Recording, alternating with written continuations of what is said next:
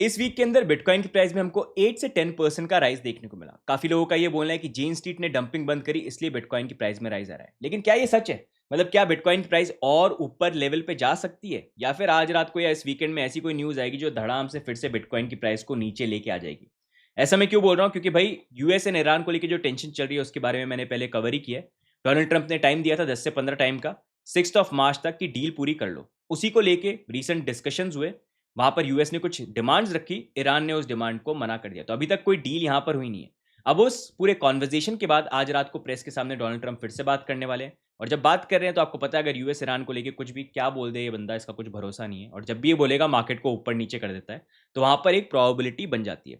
तो what can happen and charts में क्या चल रहा है, everything I will talk in today's video, जहां पर हम कवर करने की कोशिश करेंगे। लेकिन आगे बढ़ेगा है तो उससे पहले वीडियो को लाइक कर दो, चैनल पे सब्सक्राइब कर दो, एंड साथ में अगर आपने इंस्टाग्राम पे फॉलो नहीं किया यहाँ पर भी फॉलो कर लो। पिछले 1 महीने से रील्स डालने की कोशिश कर रहा हूँ, lot of stuff.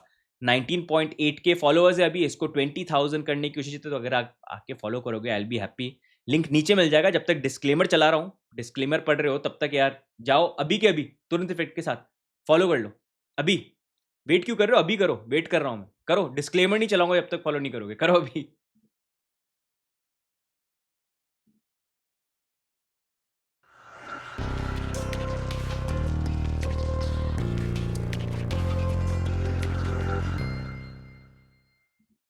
Okay guys, तो हम मार्केट के बारे में बात करते हैं। तो बिटकॉइन की प्राइस करंटली $68,000 पे ट्रेड कर रही है। एंड वैसे अगर हम ये लेवल देखेंगे तो एक रेजिस्टेंस का पॉइंट है जो मैंने प्रीवियसली बात करा था, इंस्टाग्राम पे शेयर किया था, अगर आपने फॉलो वहाँ पर किया हुआ है, कि ये हमारा एरिया होगा जहाँ पर ध्यान रखना है। क्यों? क्योंकि वैसे हमारे रेजिस्टेंस पॉइंट तो यहाँ पर बनी रहे हैं, ये ट्रेंड लाइन है जहाँ पर हमारे लिए हमेशा रेजिस्टेंस बना है।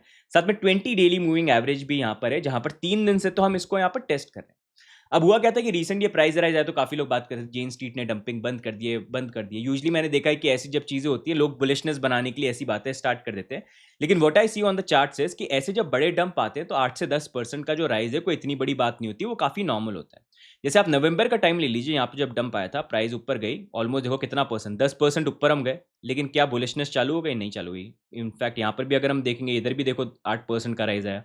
एंड एक्चुअली में इधर भी अगर हम देखेंगे बड़े डंप से पहले 8% का राइज आया। तो अभी भी जो रीसेंट यहाँ पर राइज आया है वो नॉर्मल ही है, मतलब कोई इसमें बड़ा राइज नहीं है। ऑलमोस्ट 10-11% का राइज यहाँ पर आया।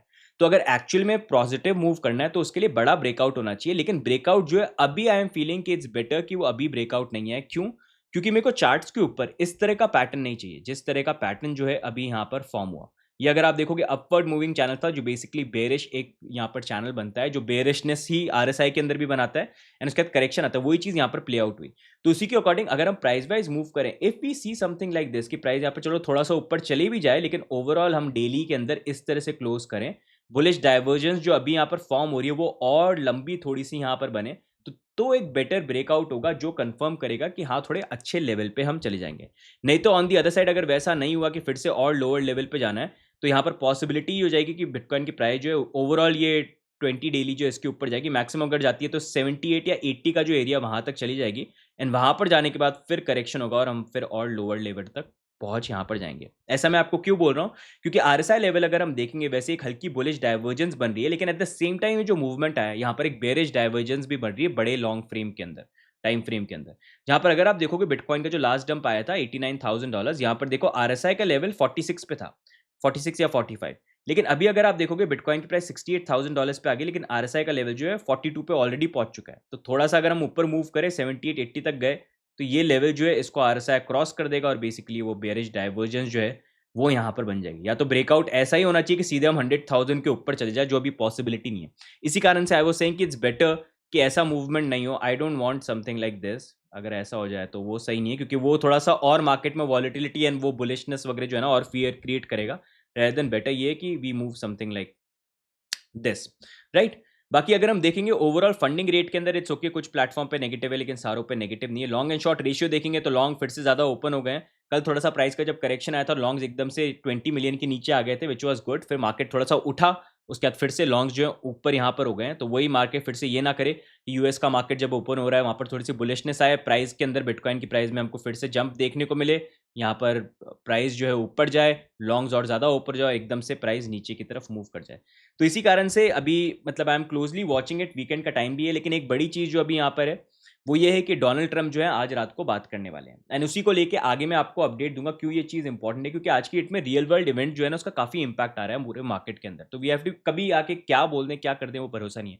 वैसे ही अभी अफगानिस्तान और पाकिस्तान जो इनके बीच में वॉर जो है वो चल रही है, वो ऑनगोइंग यहाँ पर है। साथ में यूएस ईरान को लेके तो इतने टाइम से चीज़ें चल ही रही हैं और वो एस्केलेट हो सकती हैं 6 मार्च तक, अगर चीज़ें सॉर्ट आउट यहाँ पर नहीं हुई। तो उसके बारे में मैं नेक्स्ट एक्सप्लेन करूंगा क्यों वो इंपॉर्टेंट है, क्यों और कौन से टाइम पे आपको रात को ध्यान रखना है।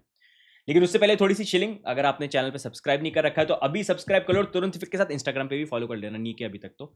साथ में टेलीग्राम को भी ज्वाइन कर लो if you want to stay updated with all the markets. And साथ में if you want to use partner exchanges तो उनके भी लिंक नीचे मिल जाएंगे, कॉइनस्विच एंड अदर एक्सचेंजेस, जहां पर आपको भी बेनिफिट मिलेंगे। It will also support us indirectly. अब अगर आप देखेंगे यूएस ने क्या हुआ, डोनाल्ड ट्रंप ने बोला अल्टीमेटम कि भाई न्यूक्लियर वेपन्स बना रहे हो तुम, ये कर रहे हो वो कर रहे हो, हमारी मांगे जो हैं वो पूरी करो। इन्होंने अपनी टीम को भेजा जिनेवा के अंदर। उन्होंने डिमांड यहाँ पर ये रखी कि भाई ईरान जो है अपनी 3 न्यूक्लियर फैसिलिटीज उनको कंप्लीटली डिस्ट्रॉय कर दे। साथ में उनके पास 500 किलो का 60% एनरिच जो यूरेनियम है वो भी पूरा का पूरा यूएस को हैंड ओवर कर दे। साथ में आगे जाके कोई एनरिच यूरेनियम जो है वो यहाँ पर बनाएंगे नहीं। तो ये डिमांड रखी यूएस ने। ऑब्वियसली ये डिमांड जो ईरान मानेगा नहीं, मतलब न्यूक्लियर साइट ही उड़ा दे हमारी, हमने जो मेहनत करके यहाँ पर यूरेनियम निकाला है वो तुमको वापस दे दें, तो ये उनको काफ़ी अनरीजनेबल लगा। ऑल्दो वो बोल रहे हैं कि और प्रोग्रेस हम कर रहे हैं, लेकिन इन मांगों को वो उन्होंने अग्री यहाँ पर नहीं करा है। अब अगर हम देखेंगे ये तीनों की तीनों जो साइट्स है ना, वैसे ये तीनों जो साइट्स इन्होंने मेंशन करी है कि भाई पूरी डिस्ट्रॉय कर दो, ये साइट ऐसी है जिनके ऊपर लास्ट ईयर भी 2025 में यूएस डोनाल्ड ट्रंप ईरान को लेके यही चीज़ कर रहे थे। इन तीनों साइट्स के ऊपर उन्होंने B2 बॉम्बर से बॉम्ब्स गिरा दिए थे, इन तीनों साइट्स के ऊपर ही। तब तो इन्होंने बोला था कि एक वीक में न्यूक्लियर वेपन बनाने वाला है ईरान, और हमने अब डिस्ट्रॉय कर दिया, अब वो और बना नहीं पाएंगे। लेकिन आप फिर से बोल रहे हैं कि नहीं अब एक वीक में फिर से बनाने वाले हैं, तो फिर से हमको कुछ ना कुछ करना पड़ेगा, अटैक करना पड़ेगा। बट एनीवेज इन्हीं तीनों साइटों पर उन्होंने अटैक किया था और बोल रहे हैं कि इसको डिस्ट्रॉय करो, जो ईरान अभी अग्री नहीं कर रहा है। अब यहाँ पर मिलने के लिए जो ये मीटिंग के अंदर गए, तो वहाँ पर इन्होंने अपनी टीम के अंदर यहाँ पर डोनाल्ड ट्रंप के जो सन इन लॉ हैं जैरेड कुशनर उनको भेजा, और साथ में स्टीव विटकॉफ।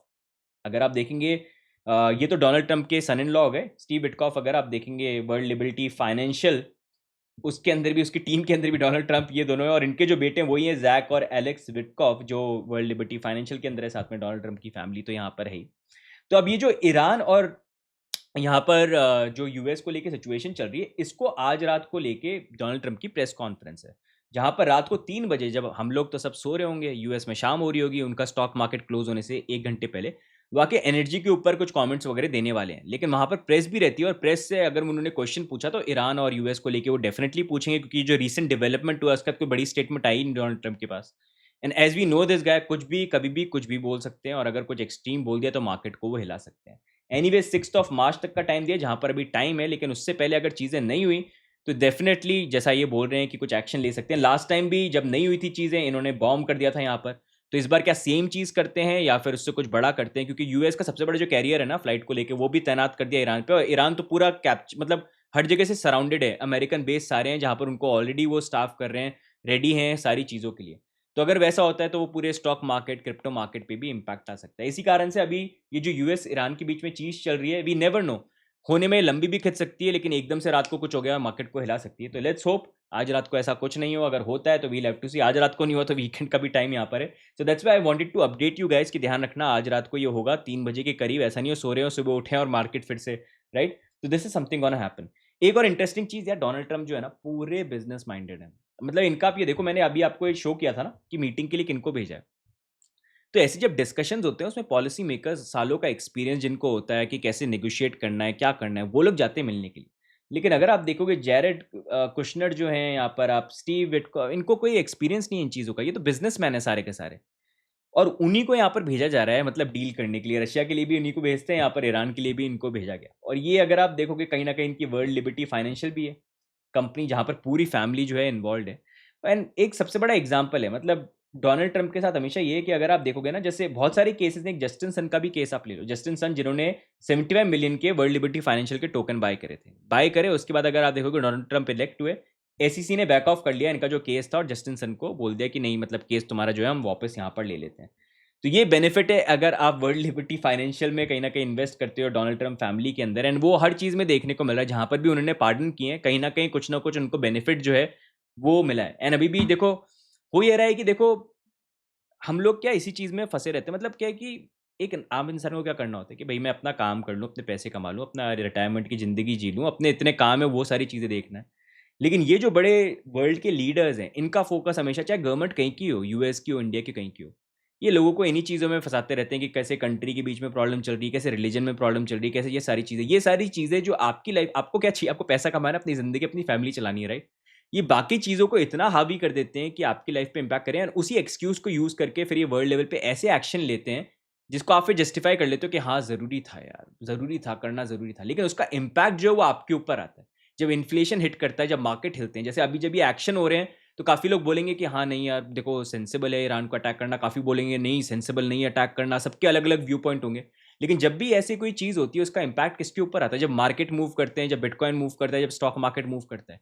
और यही लोग, ज़्यादातर लोग समझते नहीं हैं। ये लोग हमेशा ये करते हैं, कुछ ना कुछ एक्सक्यूज़ देते हैं, न्यूक्लियर वेपन बन जाएँगे, कभी ये हो जाएगा। मतलब ईरान को लेके तो वैसे इतने सालों से ही बोला जा रहा है, राइट? लेकिन उसके बेसिस पे जो अटैक होता है, वो अटैक तो करते हैं लेकिन अपने रीज़न से, क्योंकि देखो ईरान रिच है, ऑयल के अंदर, यूरेनियम के अंदर।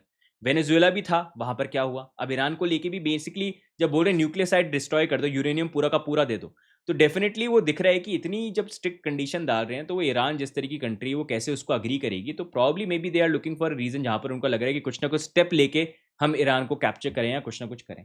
बट एनीवेज़ व्हाटएवर हैपेंस, उसका देखते हैं इम्पैक्ट जो है कहीं न कहीं मार्केट के ऊपर आएगा। But I wanted to share this, इसके ऊपर आपकी क्या व्यू पॉइंट है? एंड बिटकॉइन को लेके व्हाट डू यू फील अभी करंटली जो मूवमेंट हो रहा है? Do let me know in the comments. And guys, साथ में वीडियो को भी लाइक कर देना, चैनल पे भी सब्सक्राइब कर देना, it always keeps me motivated. And साथ में देखो, यहाँ पर आ जाओ, अभी तक जिसने फॉलो नहीं किया है कर लो यार। देखो 19.8 पे हूँ, 20,000 कर दो, फॉलो कर लो, नीचे लिंक है अभी के अभी। बाकी मिलते हैं नेक्स्ट अपडेट के ना, तब तक के लिए bye and take care, see you guys, bye bye.